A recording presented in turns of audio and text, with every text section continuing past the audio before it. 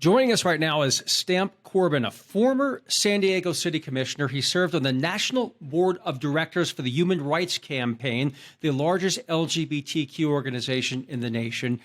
Stamp was the chair of the Citizens Equal Opportunity Commission, where he ensured that contracting in the city of San Diego was fair and equally available to all people. And he was a member of the Governor's Council on Minority Business in Ohio, as well as the Board of Directors for the Columbus AIDS Task Force. Stamp, welcome to the show. You forgot about co-chair of the Obama National LGBT Leadership Council during the 2008 campaign. Well, that's quite an impressive resume. It's hard to get everything in there, but that is actually a really impressive credential. So thank you for bringing that up. So you do have a long history with the LGBT community and do have a lot of credentials. So that's why it's important to hear what you have to say on an idea that you have been discussing, and that is a boycott on Florida. And before we get there, Ron DeSantis was reelected. He beat Charlie Crist by 20 points. His message was, quote, "Florida is where woke goes to die." In your view, was he targeting LGBTQ people with his comment? Of course he is. We have the Don't Say Gay bill. We have the critical race theory, which is history, can't be taught. I'm a teacher in Florida, and I can't have a picture of my partner on my desk because I teach a third grade class, and someone might ask me what that's all about. And so what's disappointing is that Floridians returned him to his office by 20 points, 60-40. I'm not going to comment on whether Charlie Crist was the best candidate. I'm not going to comment on whether the Democratic Party put the money that they should have put in there. But here's what the news is. Floridians voted him in after a Don't Say Gay bill that negatively impacts me, and after a, hey, we're not about critical race theory, which is about my history. It's not being taught in grammar schools. It's not being taught in high schools. It's a college course that talks about systemic racism. Critical race theory and LGBT rights should be taught in schools. It's gotten to the point where our organizations and our leaders are not responding. A lot of people are celebrating. We have a lesbian governor in Massachusetts, and we have some non-binary folks. Guys, that's all wonderful, and I'm glad that in those pockets. But what we need to focus upon is who are the likely candidates that are going to be the Republican nominees, and what are they going to do to us? And you mentioned education. He has attacked teachers in school, but also at the university level. He's gone after professors at the University of Florida and told them not to testify, whether it's on climate change or on other issues, and is intruded upon free and fair education. So this is somebody who has attacked education in general, but specifically he's targeted LGBTQ people. Most recently, he's gone after drag queens.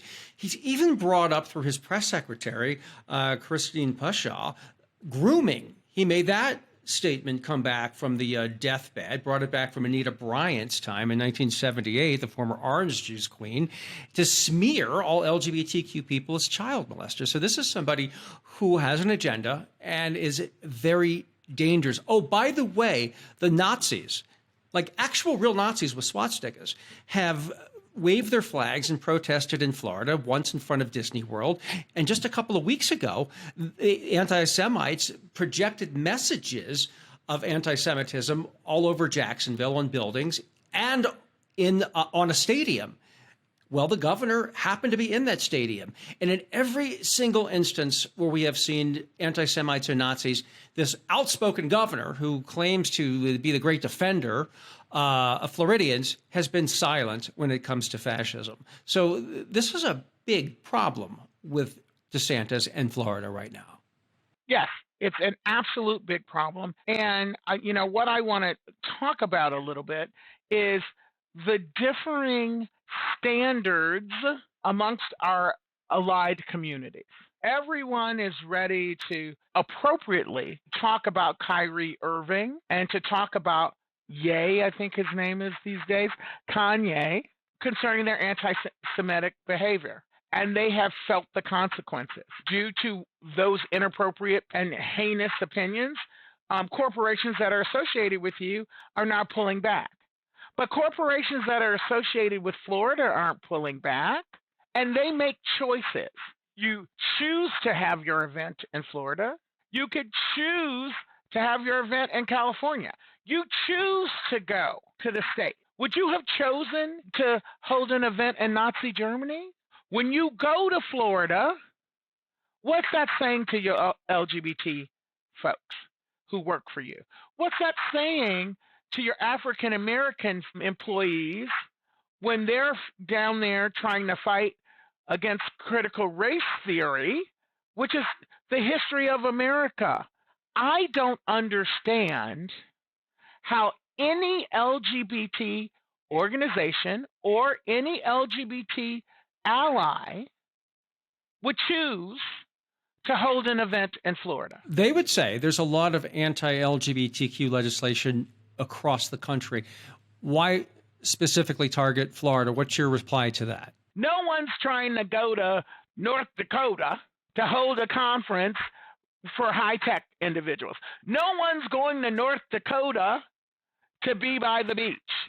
Okay, so I want and I expect our new leaders within our organizations to hold Florida and Ron DeSantis accountable.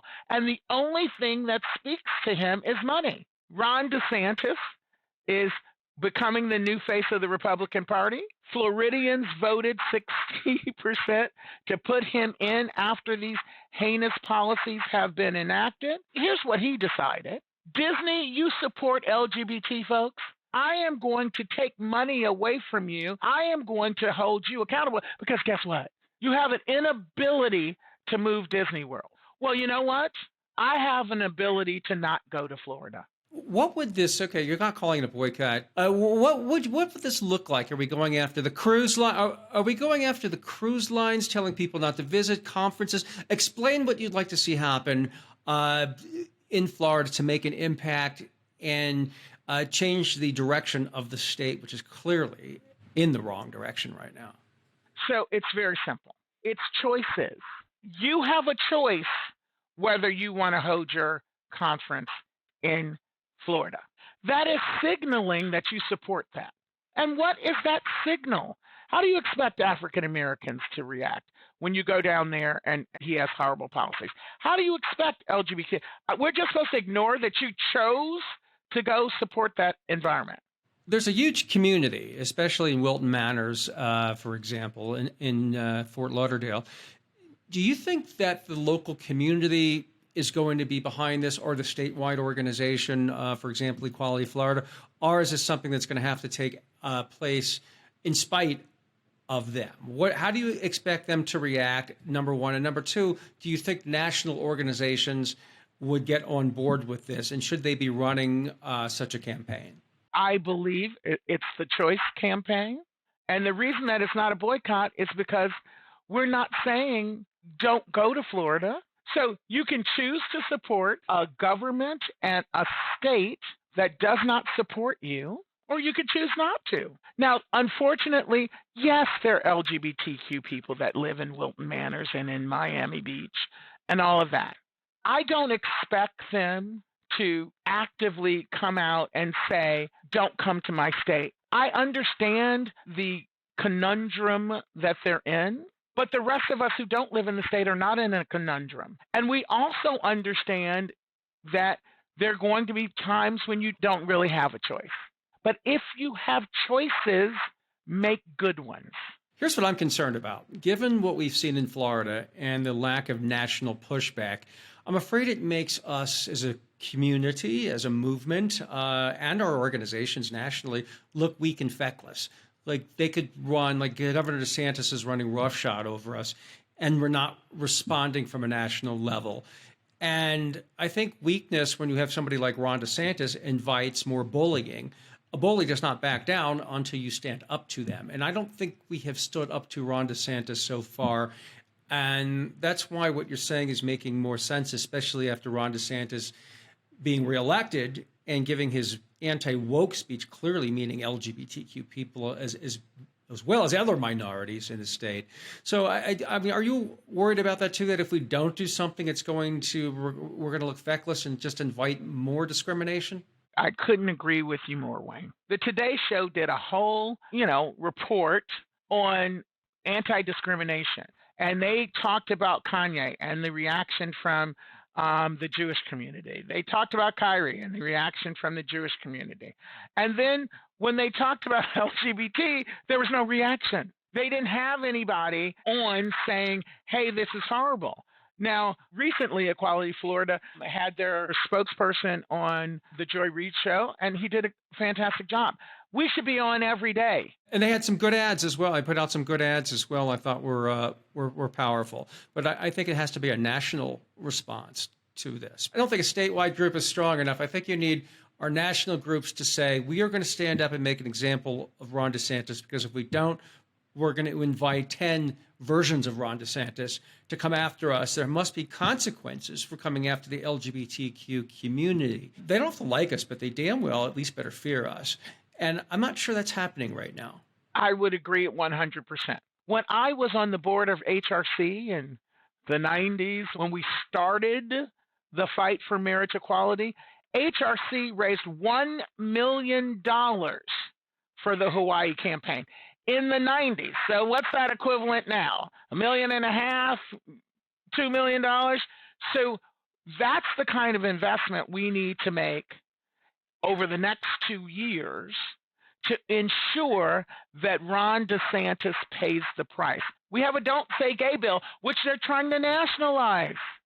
We need to show that there will be consequences if you come at us like this. And I'm sorry it's going to hurt LGBTQ Floridians. I am sorry, but it needs to be done. And why Florida? Because that's where we spend most of our money. Other than California, what state do you think LGBTQ people spend the most money? I got a question. So let's just say the national organizations or a new entity takes this up. What does victory look like in such a case? Is it Ron DeSantis backtracking on the Don't Say Gay bill? I mean, what makes this end? They have met our requirements, and we are now encouraging people to go back to Disney. What does that look like for you? What would look like victory for us is that the population that's being impacted stops supporting Ron DeSantis. He starts hearing from his constituents, oh my gosh, the tourism is going down. It's negatively impacting my family. What these policies that you've implemented have created an environment where people don't want to come to Florida. You need to fix that. I think it's time to beach Ron DeSantis, if you ask me. He needs to be beached right now because and they put out this new crazy ad that he portrayed himself as anointed by God as the great defender of Floridians. That was, I thought, one of the most dangerous ads I've ever seen. He thinks he's God's gift to Florida and the world. I mean, talking about power getting to somebody's head, I think that makes him quite dangerous. Anybody who would actually put out an ad like that and portray himself as created specifically by God to fight. God created the fighter. I mean, I'm not sure who this guy thinks he is, but there's clearly a God complex going on, which makes him dangerous. That's another reason to go out and take a stand here. Right. And I will say this. Right now, what we have is an opportunity, because if you think Donald Trump is going to let Ron DeSantis march to this nomination, and we just are going to be over there, and it'll give Trump an opportunity to say, I have no problem with LGBT people. I don't know why Ron DeSantis and Florida, and so it will elevate our message. Not that we're going to vote for, the vast majority of us are not ever going to vote Republican under the current state of the party, but we need to get our message elevated. We need to be on all the time. I saw more coverage of Kanye West and Kyrie Irving concerning anti-Semitism than I did with Don't Say Gay bill. Do you think this has to do with our organizations relaxing after marriage equality and thinking, okay, things are pretty good right now, and everybody took like a mental vacation, and we lost some of our fight? Because that's what it seems like to me right now. Because you're correct, and I think it's great that this anti-Semitism was taken on, and Kyrie and Ye being held accountable. But I also share your concern and your observation that these attacks on our people, our transgender and gay people, did not get the attention it deserved. It was like a side story rather than the front page, and that has to change. And I think, again, that looks weak. And every homophobe is salivating. Not only that, but we also, another reason I think to target Florida is they're not just passing these laws, they're not just coming after us, but the language that's used, this whole groomer verbiage that's trying to portray us as sick and child molesters, because something out of the 1970s did real damage. And every homophobe in the country jumped on that, particularly online. If you go to a Twitter or anything like that, they were emboldened. Florida emboldened every hardcore homophobe in the country and transphobe to really just wallow in the gutter like something we haven't seen for quite a while. So that's another reason right there. It's not just what they're doing, but the way they have done it begs a powerful response.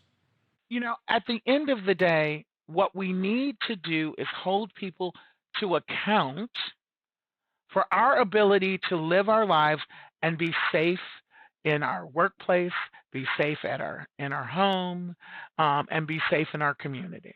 That's what this is about. If someone chooses to bring their child to a drag show, that's their parents' decision. Remember, Republicans used to be for parents' rights. Apparently now it's only Republican parents' rights. I mean, the hypocrisy here is off the charts. Correct. And so our non-response, and Florida is what we need to use to show that we can do this everywhere. It's so easy with Florida. Their entire state is based upon tourism. What really concerns me is everyone's celebrating. There was an open letter about leaving Twitter now that Elon Musk and what he's doing. Everyone's talking about that. So then why don't we have the equivalent for our rights? And you know what? We had it in Indiana. We had that with RFRA. That's true. Mike Pence had to back down. He had to back down in Indiana because people were afraid that LGBTQ people would go to a restaurant and people would be able to say, I'm not going to serve you because you're gay or trans. And we don't have to because it's our religion. And so there was an outpouring and an uproar, and even Mike Pence backed down. And yet the same sort of anger and organizing hasn't seemed to materialize in Florida, which is really strange because Indiana is a very right-wing small state with limited impact, as opposed to Florida, which is a major state. And what happens in Florida has a national impact. It's much larger than Indiana. Correct. We need to hold people accountable who are going to Florida. It's easy. It's tourism. You don't have to go there. So when you choose to go there, I just want you to understand, major corporation, what you're saying is you agree with the policies of Ron DeSantis. You choose to go to Florida, that signals to me, it's not a dog whistle, it is an absolute signal to me. It's a megaphone. Yeah, it's a megaphone. Right. Saying that we're going to sweep this under the carpet. We don't really truly support our LGBTQ workers and these families. And it's offensive to me how we are just so diminutized when it comes to this, and people are ignoring what's happening. And we just saw these new regulations affecting trans people this week. So this is ongoing. And I think that now that Ron DeSantis has been emboldened and has his sights on the presidency, this is only going to intensify right now. And that is why it's important to take a stand more than ever, especially after this election. Anything else you'd like to add before we go? I just hope that, the younger leaders are listening, because we've done this before, but It's time for me to pass the baton to the younger leaders, and you can't be afraid. This is a 2-year time frame that we have the ability to make it such that Floridians are not happy with Ron DeSantis. And if we can make that happen by hitting their pocketbooks and their wallets, then let's do it. It doesn't need to be a big media campaign. This needs to be stealth. We can say, hey, you have choices. Right. Thank you so much for being on the Wayne Besen Show today. I appreciate your time. Well, thank you for inviting me, Wayne.